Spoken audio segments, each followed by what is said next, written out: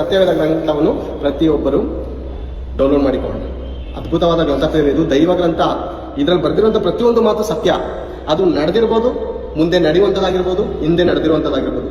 ವರ್ತಮಾನ, ಭೂತ, ಭವಿಷ್ಯತ್ ಕಾಲಗಳಲ್ಲಿರುವಂತಹ ಮಾತುಗಳನ್ನು ದೇವರು ಆದಿಯಲ್ಲೇ ಅಂತ್ಯವನ್ನು ಕುರಿತು ಬರೆದಿದ್ದಾರೆ. ಪ್ರತಿಯೊಂದು ಮಾತು ಸ್ಪಷ್ಟವಾಗಿದೆ. 49:15. ಒಬ್ಬ ಹೆಂಗಸು ತಾನು ಹೆತ್ತ ಮಗುವಿನ ಮೇಲೆ ಕರುಣೆ ಇಡದೆ ತನ್ನ ಮೊಲೆ ಕೂಸನ್ನು ಮರೆತಾಳೆ.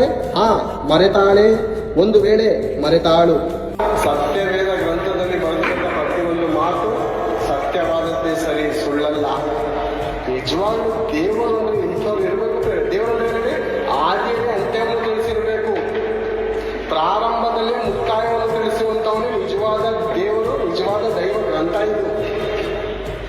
ತಾಯಿ ಮರ್ತೋಗಿದ್ದಾಳೆ.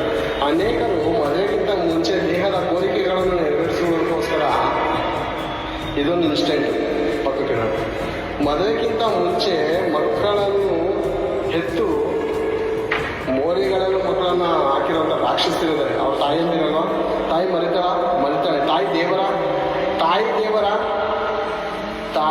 ದೇವರ, ತಂದೆ ದೇವರ, ಗುರು ದೇವರ. ಇವರನ್ನೆಲ್ಲ ಸೃಷ್ಟಿ ಮಾಡಿದಾದರೂ ದೇವರು ಎಲ್ಲ ಹೋಲ್ಸಕ್ಕೆ ಹೋಗ್ಬಿಡಿ. ದೇವರು ನಮ್ಮ ಹಾಗೆ ವ್ಯಭಿಚಾರಿ ಅಲ್ಲ. ದೇವರು ನಮ್ಮ ಹಾಗೆ ಕಾಮಾಂಧಕನಲ್ಲ. ಯಾವತ್ತೂ ಆಲೋಚನೆ ಮಾಡಿ ಹೇಳಿ ಮಾತನ್ನ.